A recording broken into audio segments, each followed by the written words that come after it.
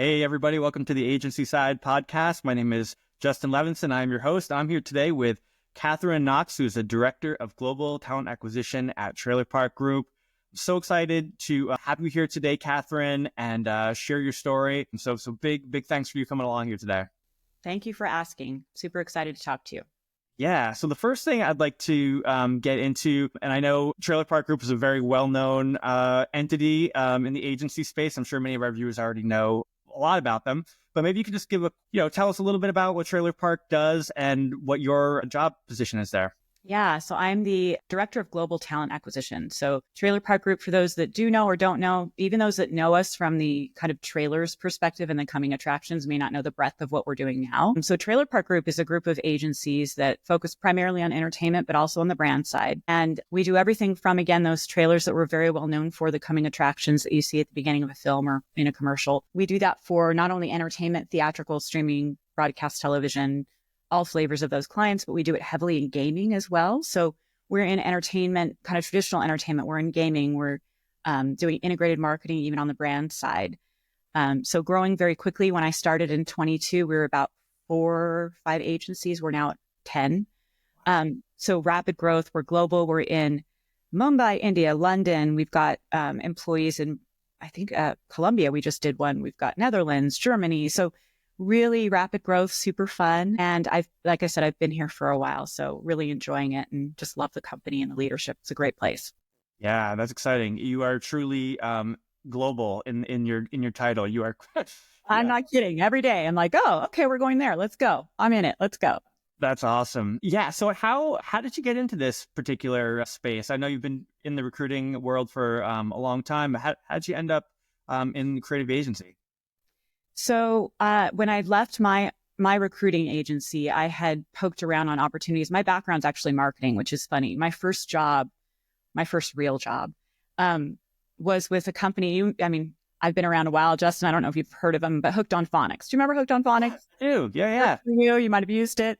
I did. At a very young age, I got a really great opportunity to do their marketing. So I did radio ads, I did infomercials, I did educational marketing. It was crazy. I did everything at a very young age. I just was so blessed to have this great opportunity. And so when I was poking around in market for something new, I saw a company that was not entertainment specific, but marketing. And they hired me right away. I understood kind of their jam and how they did stuff and just loved it. And it was 50 different lines of business. It was bigger than Trailer Park Group, but messy in all the good ways. I kind of thrive off being on my toes and at my back. And so I did that for about 7 years and just was done. We all get there. And saw an ad for Trailer Park Group. I knew about them. As a matter of fact, at my old agency, they'd stated, and they weren't entertainment, they were just brand. If you get me creatives, go after Trailer Park. Like they'd said it for years. And they also said, I don't know if they're going to love us. Those candidates may not be a fit, but try. And so I knew the brand, and I just had reached out to the CHRO at that time. And we talked, and I met the leadership like 3 days later and got the offer and just jumped in. And so it's been really fun. Yeah, that's really cool. I was looking at your LinkedIn page a little bit, and I noticed that you've been in other spaces too. So you have some experience doing tech recruiting. Is that another part of your experience? Yeah, my first recruiting job was with a company called Sabre, which is what at that time was American Airlines. It's Travelocity now. And I was a junior recruiter there, and I learned, the old school technology stuff like COBOL, TPF, and SAP when SAP was small, and really loved it. It was dry. Marketing is so much more fun than IT, but it was dry. It was right when the internet was really starting to hit from a recruiting perspective. So I was kind of I tried to be on the forefront with the business and getting us into, employer brand and all this stuff at a very young age. It was super fun. And so IT was where I started, and I kind of just followed that through. I got very lucky after I left that company to work for, I don't know if it's a good name anymore, but Arthur Andersen. They kind of blew up there, but was with them for a while, and then did a little bit of consulting and started my own company, which was technology. So it was more Oracle, that type of business apps. Yeah. Wait, when you were first starting, curious, you said it was this around the internet time. What was the business sort of looking like? How was it working before internet? Were we using like a Rolodex a lot, or was a lot of cold calling, or what was sort of like the workflow when you were starting? Yeah. I don't remember. The company did have an ATS. I don't remember the name of it. It's probably gone, but it was a lot of paper, lot of paper. Email was great, but heavy old school cold calling, going through physical books of talent. I wasn't sourcing as much at that junior level. It was more of working on interviews and pushing people through. So the cold sourcing wasn't as much of a thing for me, but there definitely was that old school, like, oh my gosh, am I really going through 800 applies from a newspaper ad? Like, I can't believe we lived that. But yeah, we did. And so, and then I brought in Bernard Host, which later became monster.com. Cool. Ran with it. So I've seen some stuff. Yeah. That's really fascinating. When you started your own recruitment agency, were you kind of nervous at all? How did you sort of feel when you launched that, and how did that come together? I started my agency the day before 9/11. Wow.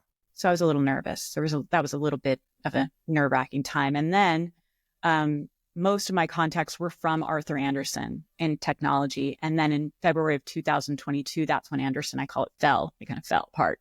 That was a blessing and a curse. And so I had not done agency recruiting prior to, I had to did a bit of a consulting, but I was literally going from corporate recruiting, which is very, sometimes, not anymore. It was a lot of paper pushing. It wasn't as cold source, like really go in and find talent, which is my favorite thing to do. So I had to learn very quickly. It was scary, but it was a partner of mine who's still running the business. I love her. We just did it. Like sometimes you just do it. You jump in and see what happens. And we only started with about $2,500. It wasn't a lot of money. And that's the beauty of what we do, Justin. I mean, it's a beauty and the curse. Anyone can do this job if they're really good at sales or they feel passionate about finding people and helping people through their career. That's the beauty. That's why I love to talk to, the market in TA is a little funky right now, but I do believe it's one of the best careers that you can do. And you can make a great living at it if you want to, either in the corporate or the agency side. And it was a lot of luck and a lot of networking and super scary, but sometimes you just do what's scary.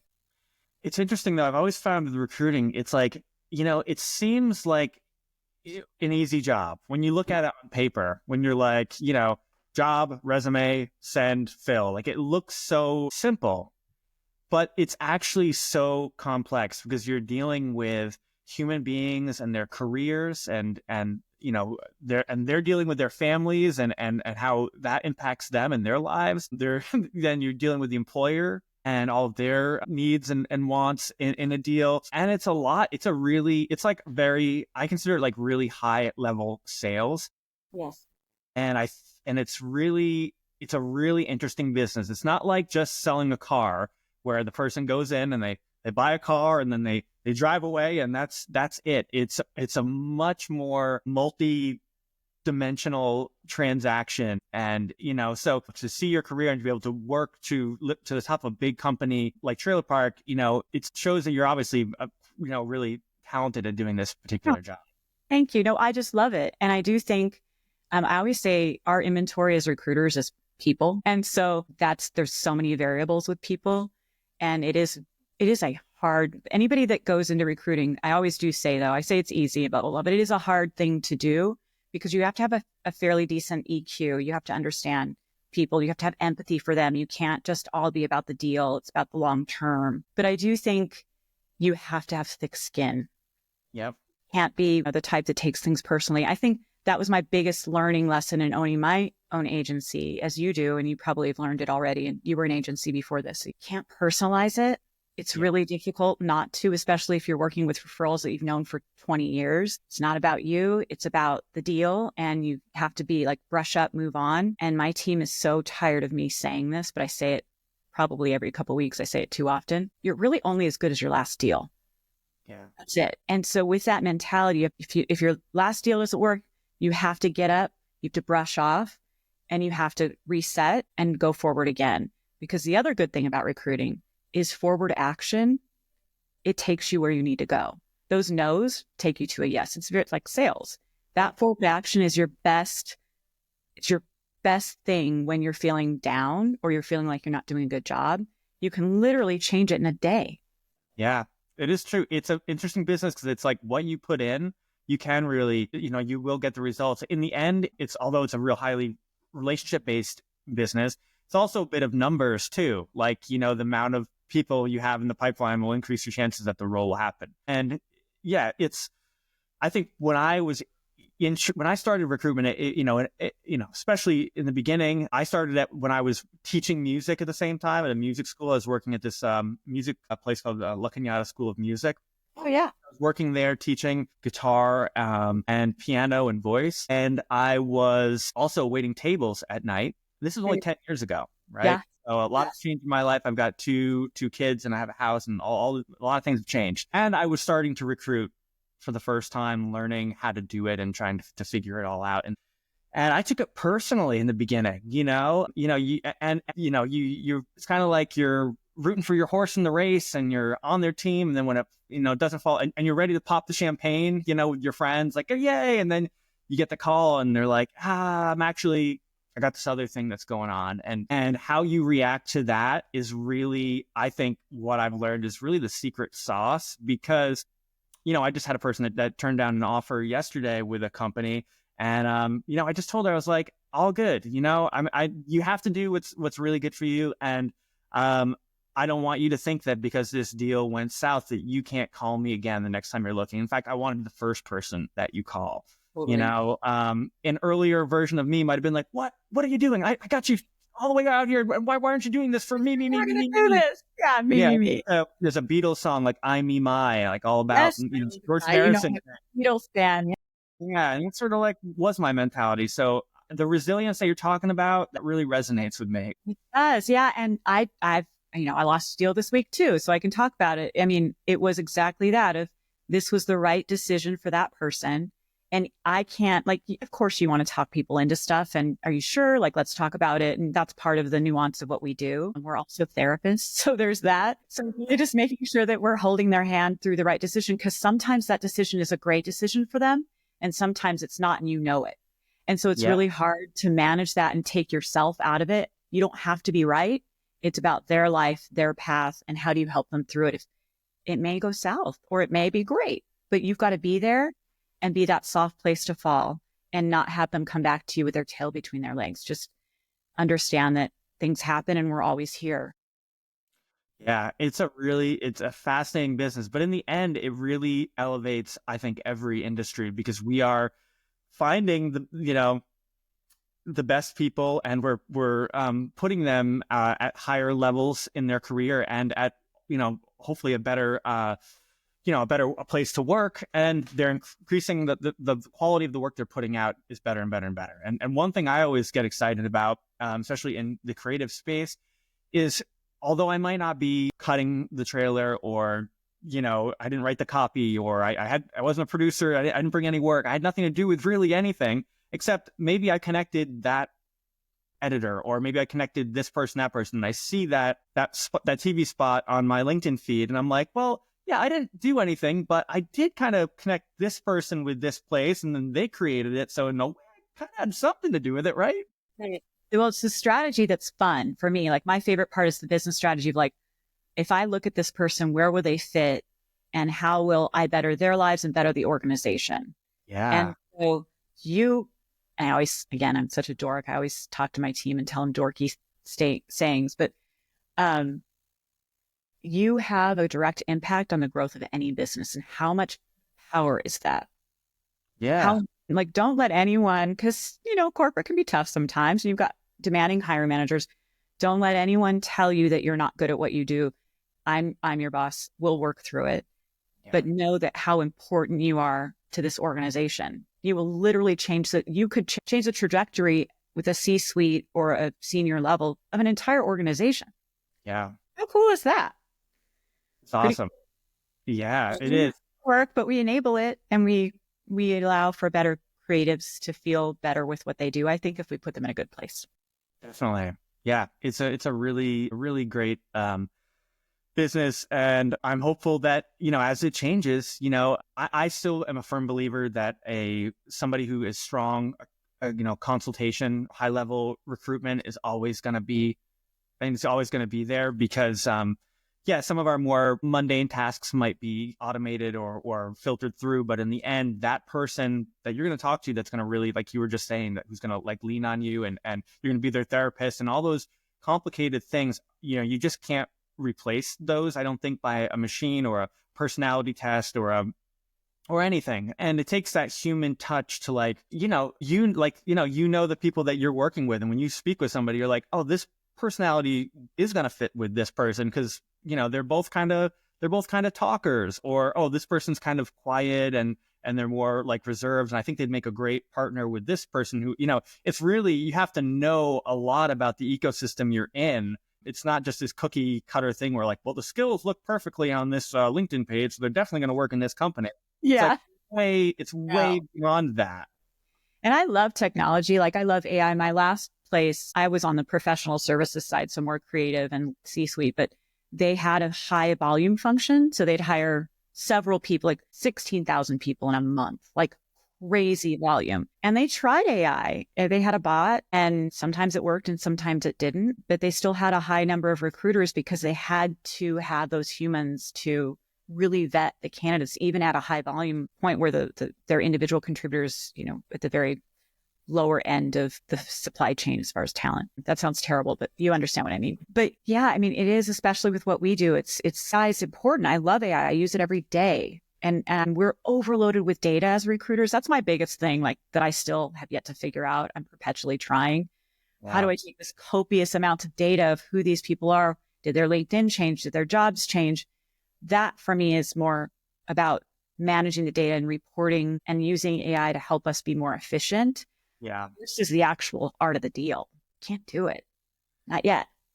Yeah, totally. I was looking at a recent conference I went to where they're talking about a lot of different AI agents and what they can do. And I know like Salesforce and a few of these other entities have them they're very effective in like outbound sales, which is very effective for like maybe an agency recruiter that is trying to pick up work and whatnot. But it's still, I think that the campaigns still don't have that touch. I know there's a client that I worked with that he told me that he was like, yeah, I knew that email that you wrote was AI because like, I know your tone, like I know how you sound. Like, I'm like, cool, LM, hey, let me know later. Like I have a sound that I think when people have talked to me, they can picture that coming out of my voice. And the AI still comes out very formulaic of like, I think you would be a great, fit because of your experience at this, and this, or like whatever automated compliment it comes up with. It still doesn't like, I don't hear Catherine's voice when I read that email. So, I still like the human touch in there. And you can even see it in LinkedIn, all the content. Like I have a love to use LinkedIn. It's a great tool for a recruiter and it's a great tool for people looking for a job. But a lot of the posts you kind of look at them like, oh, there's a lot of emojis there. No, I know. You didn't write that. Or the tone, like you said, is just dry. It's hard to read it. Organizing the data is always a challenge. I'm always looking for ways because we know that people they're changing titles quickly. They're changing their day rates are changing, can change quickly. So many different things can change and you can't be in touch with every single person every single second to know unless you're like a superhero. Yeah. But you can try. One thing I've been trying to do, and I don't know if it's, maybe tech people who are listening to this or, might think I'm a fool, but what I'm trying to do is use Gmail, like has built-in Gemini. Obviously, that's kind of like in our system. And I've been sort of trying to use that a lot to, organize data. So I can remind myself like, hey, like, who are all of the social media managers that we've been speaking with right now that could be open for a new thing? And then Gemini like do, and I'll like spit it all out. And it'll kind of give me a quick, it's a quick access to data, which sometimes feels even faster than the ATS because it knows the emails, it knows all of my resumes that I've not only put in the ATS, but I put in the drive. I've put in most of my conversation transcripts through, I've put those in the drive too. So I'm really trying to like sort of train Gemini to understand me and maybe even help me create content and help me organize just this insane world that we're living in. So crazy. There's a really cool tool. I've only played with it. I think we've talked about it before. It's called Clay AI. And I'm trying, but I'm not technical either. I know just enough to be dangerous, but it literally will take any list. So if you have like, we're in entertainment, Clio's list. I want a list of all Clio winners. I want the agencies and the names of people that worked on those campaigns, right? It will take that data. If you scrape it, it will take that data, or if you have a list, and it will enrich it with their LinkedIn address or their portfolio, or like the technology is out of this world. But the downside is I still haven't figured it out. So I'm trying to work it. But, there's so many great tools out there. There really are. Totally. Clay is super cutting edge. And it was over my head too. We used it for a little while. I had somebody who kind of held my hand through it, but it's not, So robust, like my eyes cross. Yeah. All these tools are a lot to handle. And I think the more tools there are, we can also lose sight of what the business can be about, which is really like kind of what we were talking about with the people and the relationships and the consultation and all that other stuff, which is still so important. Well, I guess one thing as we're talking about that, I'd be interested. I know we kind of discussed this a little bit before the call for the pod was, as somebody who is, obviously involved in the hiring process, what are you looking for? For people who are trying to get a job at Trailer Park or, at other agencies too, what can sort of help them stand out in terms of getting someone like your eye? Yeah, I think a lot of the agencies use, still LinkedIn, it's still LinkedIn Recruiter is a tool that's very heavily used. And when I actually will coach people in either outplacement or someone reaches out to me and they need help and they ask for it. If I have time, I'll actually do like a one-on-one with them and I'll share my screen and I'll show them the back end of LinkedIn. I do it all the time. This is what a recruiter sees. This is what, when they have 200 profiles they're going after, they're going to look at your head and they're going to look at your about. And the headline, if it doesn't say that you're a theatrical editor and you also love social and you have agency experience, if it doesn't say any of that, I might pass it by because I'm like, bam, bam, bam, it's data. That part isn't as personal, but it is true when you're building projects and targets. We recruit, you recruit. Like, this is not about applies. Applies, I think most people will tell you there's so many applies that aren't a fit that it's hard to get to you. So I'm a big advocate of people really using LinkedIn like their resume. Put as much data as possible on there. Ensure your headline is a call out to what you do. And then in that about or summary, I think we see it as about, I don't know, it might be flipped in recruiting, but it looks different in recruiter than the regular LinkedIn. Bullet point it, make it really easy for the recruiter to see. So like a quick couple sentences on top of what you do. And then talk about, if you're able to, talk about the clients you've worked on, the types of campaigns.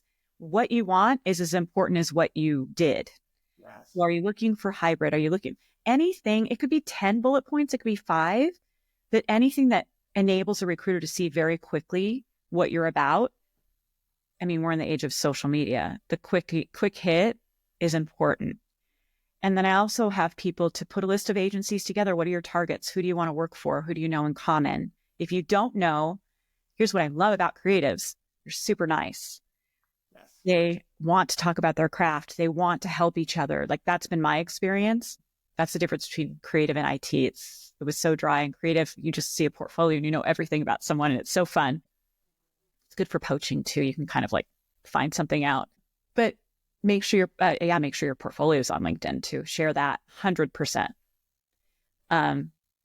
Yeah. And so you can reach out to people and make connections, go after the ECDs, the CDs, get to know them. People want to help you. Sometimes, like, I'm sure you're inundated. I'm inundated. It takes me a minute to get to you. And sometimes people fall through the cracks, honestly, because I'm getting so many emails, but it does work. I'll get a message from, a leader at the company who says, hey, this person hit me up. So I'll pay attention to that quicker than I will an ATS, honestly. Yeah. And those types of little tricks really seem to help people get work. That's been my experience. You totally hit the nail on the head and how I see it as well. The LinkedIn page is the candidate's number one lead generation tool. Really, it really is. And I think a lot of people who aren't on it are really missing out. I think when I was younger, I was like, LinkedIn, what the heck is that? But now you can really see the value of it. But I guess I would also... Clients can find you too. Don't forget that. Totally. It's marketing. It is. And I would say, just to add to your point about some of those key details, you mentioned the portfolio. Also, is it current and is your password working? That's another big one, because I don't know if creatives always know that that can really be a make or break in a short amount of time. It's showing that it's kind of burning the time of the person that's looking at it. And if you're working with a recruiter, that could be a message to another recruiter who's got to find out that the link doesn't work, or they sent it to another creative and it's got to come all the way back the chain to getting the right one. And then, do you have anything current? We don't have anything. Is there anything new? And then going all the way back the chain again. By the time it's coming down the chain, up the chain, you may have already missed out on the opportunity. So it seems like a small detail, but I've seen it burn people before, and it can be frustrating. And then you bring your work on LinkedIn, like that featured. I think there's a featured area. You can put some reels down there. I do agree. It's so funny because I'll send books all the time to people, and I know that they're really good. I know that they're good because of where they work and the type of work they've done. And I've heard they're good from other people, but I'll look at that portfolio and I'm like, oh yeah, there's no way they're going to bite. They're going to say this is dated. They're not going to bite. There's no social on this. It's a social role. That kind of stuff. It probably can be overwhelming to creatives and anyone sometimes, but it does really matter. It differentiates you. Yeah. I've always been an advocate for posting about, like you had mentioned, posting your work, but also just showing that you're an expert in your niche, keeping your title very key to what you want, and what your true level is, which can be difficult because different companies have, different sizes or different levels. But, if you are really a social, media manager or social community manager, like, you don't want to be putting like that, like you're the CEO of your own little company, or that you are a director, like freelance director. Like, we really need to know, like, what if you want to be sought after, it's got to be very clear that this is what you do. Like, it's very difficult. A lot of people have the sort of the jack of all trades. I'm a social media manager, post producer, gaming expert, athletic expert, high fiver, like 10 million things. And I'll be like, dude, I don't know I'm sure you're what off. Do you do? Like, what do you do? I have no idea. And so that can be challenging. And, aesthetics do matter, and especially as creatives, like, and I don't mean like how we look as human beings. I just mean like, is your picture kind of crisp? You know what I mean? Does it look kind of cool? Like, in the creative space, we have a little bit more of a leniency where we don't need to have a very corporate photo with a suit and tie. That's, you know what I mean? But does it look kind of cool? And does your banner look like it, it's very cohesive, and that you have a cohesive style? Because if someone is going to put trust in you to be a creative director on a giant campaign, and you're a designer, but your picture is a pixelated photo of you from 2002 from a flip phone, it's like, it's not going to translate into that this person is really going to be the ideal candidate. And it's too bad, because that person may be like the best person ever, but they're going to get through. And even like there's RFPs that agencies go on, right? And I'm sure you've been on some ramps in your past or been asked to help with some hiring. So there's an RFP, a company will be going to a client and saying, this is my team potentially, are you in it?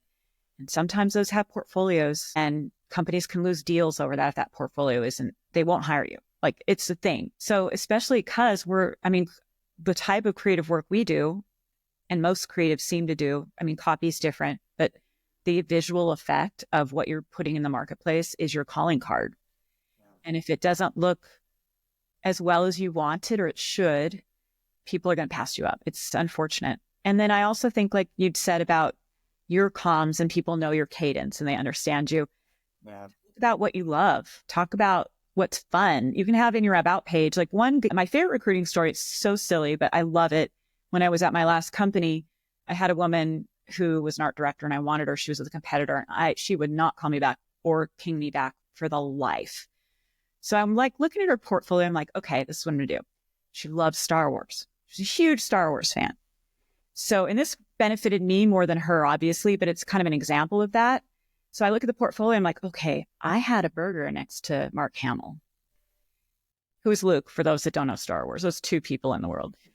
And they don't know who Luke is either. So I don't know why I said that. But I emailed her and I said, hey, I know we haven't talked. I didn't take it personally. I know how busy you are. Made it about that. But I want to talk to you about Mark Hamill. I had a burger next to him. I want to tell you the story. Give me a call. She pinged me in 10 minutes. That's awesome. One of my favorite stories. Like, that's why I love creative recruiting. Yeah. Because you can find out, like, don't be afraid to be yourself and like talk about what you love and your passion, because creatives love that stuff. We love to talk about, what's your favorite movie? Who's your favorite band? What did you do on the weekend? Like, we're about life, I feel. And you want to differentiate yourself. Yeah, I view that is like a prime example of high level sales though in recruiting. Like that was like hyper strategic. Yeah. Those are like the thoughts that I am always trying to find those sort of things. But yeah, I give yourself some super kudos because that is we didn't do it. They wouldn't meet her salary, but it wasn't my fault. I did my job. I found the best candidate. I wanted her. We all wanted her. She bit, went to interview, got to offer, and they felt, you can only control so much, but that's why the business is so fun. You can do these things. It's as creative as you want to be. You have to be tenacious and you can be creative, but you have to walk that line too, where you're not too like kind of like the boyfriend that's like, hello, you want to hang out? Come on over, please. Texting them all day. But yeah, I mean, you have to learn when to chill, but it's, that's fun. But the same goes with the talent that, I mean, our clients, our internal clients or your external clients are their clients too. If they're not using you or they're not using me and they want to find something, connecting with people is the best way to do it.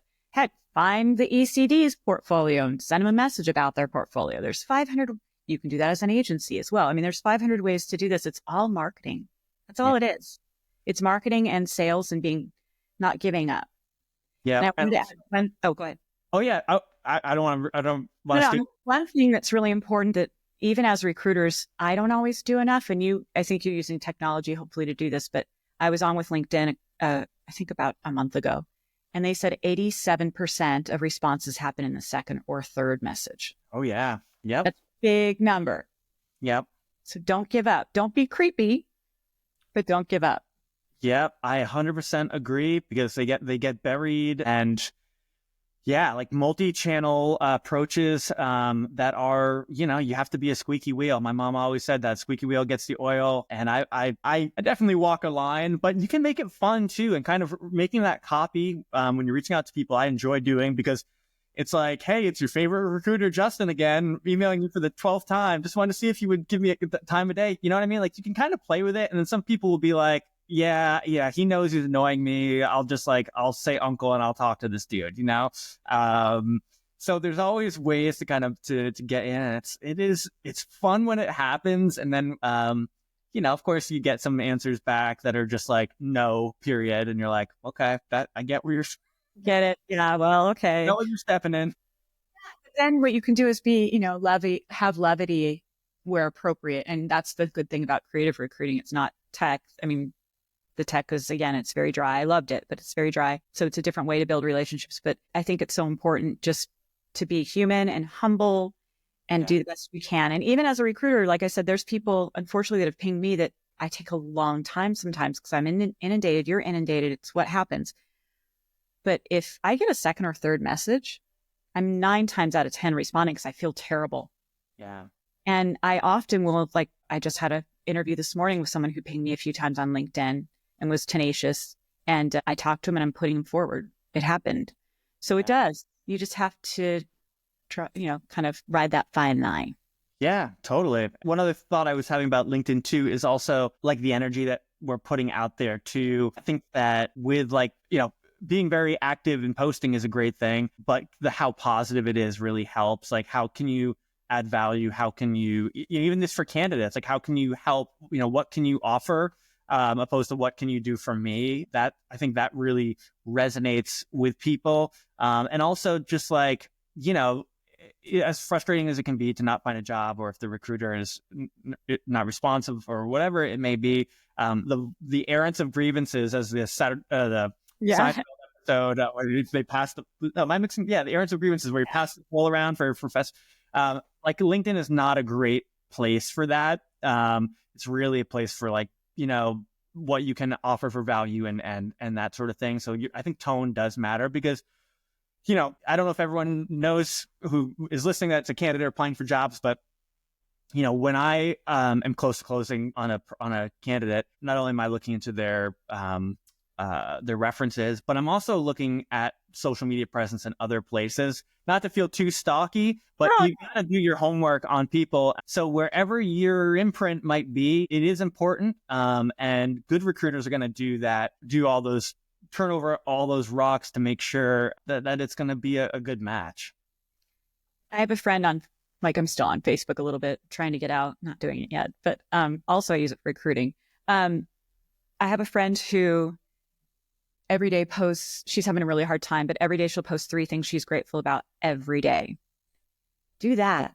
Yeah. Like, be a human being. And also, it could be, I sent out 20 resumes, didn't get a hit, but I'm grateful that I have the technology to do it. Or people respond to positivity. They don't respond to kind of the negative vibe. And I get it. I've been there. We've all had negatives. Totally. But LinkedIn's not Facebook. Exactly. Like, you can be political and be appropriate, but don't get into fights with people. Don't say horrible things. Like, do I really want this person to lead people when they're talking on the internet about that? Like, those types of things. And again, I want you to be passionate politically. I want you to have, an internal constitution on things, but just be careful. Yeah, 100%.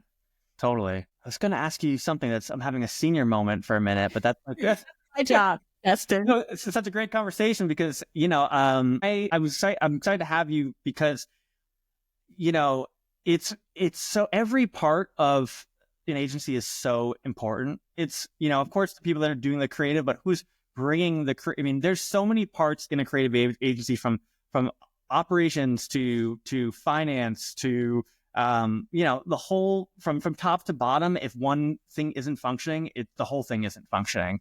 And I want people to, understand the value of talent acquisition and also how challenging your job is, what it's like, and you've given us some really good insights as to what it is like. What would you say is, do you have any, like, I guess, what are the biggest challenges that you feel like that you face? Like, what's sort of like the most difficult part of your gig? I think that most corporate recruiters often feel a challenge of ensuring that they have the tools that they need, because in an agency, it's billable. It's all about the billable. Of course it is. I mean, that's what we do. But ensuring, that the cost centers are well funded is important. That's sometimes tough. And then again, I mentioned the copious amounts of data, because if I don't see someone's open to work quickly, like, LinkedIn will notify people. I get a notification someone is open to work. I get it within 2 seconds if they're in my target project list, as an example. But the data is so heavy that I still struggle with that. My whole team does. And then really just ensuring that we're closing out candidates appropriately. I struggle with that sometimes because of workload, and it feels terrible. And so that's something that we are working, my team's working heavily on. How many people are on your team, just out of curiosity? Well, we're small now. I have three recruiters at this point, because it depends on where the business is. We bring freelancers in and out and all that great stuff. And regardless of the number of folks, it's still the data that I feel like I can't get my arms around. It's just always, it's perpetually a thing, and multiple areas of data. Thank God, we use Greenhouse. Greenhouse is integrated now with LinkedIn. And so I can see all the comms in one place, but there's still Outlook, and people are using Outlook and not keeping it in Greenhouse. So just ensuring that there's one source of truth is often a struggle. But that's me just, being lax in my management of where you put me. Because I know I'm the same. We're busy. It's hard. But I like what you'd said earlier about, the amount of connects, and the people aren't always, open to it and all that. Just ensuring that when people are hearing from a recruiter, we kind of had especially now, because it's still tough a little bit. Yeah. Bad reputation. Yeah. A lot of recruiters, because there's no barrier to entry, there are people that will lie to you and not be great, stewards of your information and all that. Just try to have a fresh perspective when someone reaches out to you, because most of us really want to not just make the placement, we want to take care of you. Like, we really do. If we have any empathy or integrity, we want to try to find the right position for you and make sure that you've got opportunity. And who doesn't want that? Definitely. 100%. It's not, for the good recruiters out there, it's not, it's not all about the money and the deal. It's about the relationship and wanting to help other people. Nobody wants to set somebody else and their whole life up for failure by putting them in a position that's going to make life harder for their family. Like, if you're a person of integrity, you don't want that for anybody. And it's it's a thing. I think there are good recruiters out there, but like you said, there is not a lot of bar to entry. You get a lot of people that just like spray and pray. They're just like they're Right. not doing the business correctly. They're throwing things at a wall and they're kind of hoping. And yeah, I mean, one out of every 100 of those, you might get something that sticks, but it's also really hurts the industry because you want to have people that are really professional, that are representing your brand authentically, skillfully. And, it's not about getting into the negative and trash talking and getting into that world. It's about like, hey, this is an opportunity that I think could make your life better. And this is why I think it could be better. And if it's not better, you should stay where you are and do what you're doing. I tell people all the time, like, listen, are you about to get a promotion to that next job title? Because if you are going to get it, you should wait it out till you get it there first, then call me, and then maybe we'll look at making it to the next level. But let's not pivot you to another company for a linear job that's just more money if you think you're going to get this title bump, because this is what's going to help your career going forward. I might make money doing it, but it's not going to be in their best interest. And I'd rather get that phone call back in a year later saying, hey, Justin, I'm so glad you told me to hang on. I now have the title I'm looking for, and my stock is up higher for the next opportunity. Now I'm ready, Totally. You never know what's going to happen. I mean, not to be depressing or fatalistic, but there's layoffs, stuff happens. You should always be open to those conversations just to see what could happen in the next week or 2 weeks or 3 weeks. There's no harm in even just replying to a message. Yeah. And I think that being reciprocated, like as much as recruiters need to be nice to candidates, and definitely there's a lot of improvement that can be done in our industry. And I think that the evolving technology is going to slowly weed out the people that aren't doing the business as correctly. But candidates, just like you said, it's like, I've had candidates that have approached them in the past and they've said, no, I would never go through a recruiter. I know everybody in the industry, right? Okay, that's all right. And then they're out of work and they're like, hey, Justin, Okay.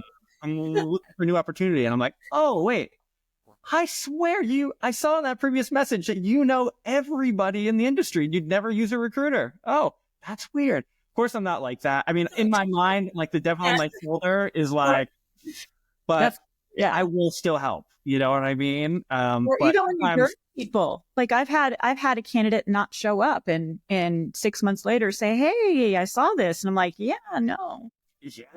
Yeah, we don't do that. They're just like elephants. We will not forget. We're petty sometimes. Yeah. Maybe that's just me. But no, it's like, come on, man. All you have to do is make a phone call. No one's going to beat you up.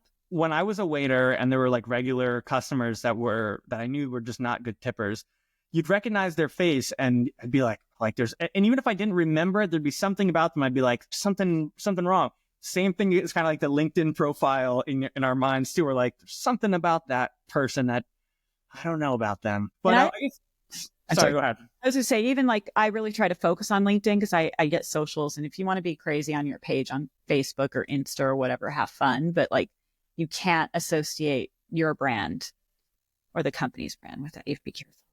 Totally. I guess last question here, because I know we're kind of running out of time, but I guess outside of recruiting, maybe you can tell us what you just like to do in your free time and what kind of things you enjoy outside of this wonderful world.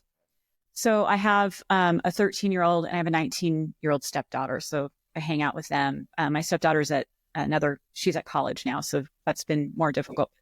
I'm a huge music fan. We haven't even gotten into it because I know you're into music too. Like I moved during COVID, I moved to Lake Arrowhead. So I'm not in Hollywood anymore. So I don't go as often as I used to, but my favorite thing is going to a show. Like I just love music. And so, or watching stuff on television, music related. The SNL 50 music show was amazing. I don't know if you've seen it yet, but amazing. And I'm just a big fan. I'm a huge music fan. So that's usually when I'm not with the kids and the family, I'm at a show. Awesome. Cool. Well, we definitely have that in common as well. Huge music guy, as people can see my guitars in the back, which I always... that 60s, 70s, or are you everything? I'm really into the 60s because that's sort of my big, I like the Beatles and the Beach Boys and the Zombies and that kind of stuff is my, like, power pop has always been my favorite. But yeah, I'm sure we could have a whole other podcast talking about music, but Yeah, thanks so much for being on, Katherine, and giving us some of your insights and talking. I really had a great time having you on here today. Thank you, my friend. I appreciate you. And thanks for asking. All right. Take care. Okay. Bye.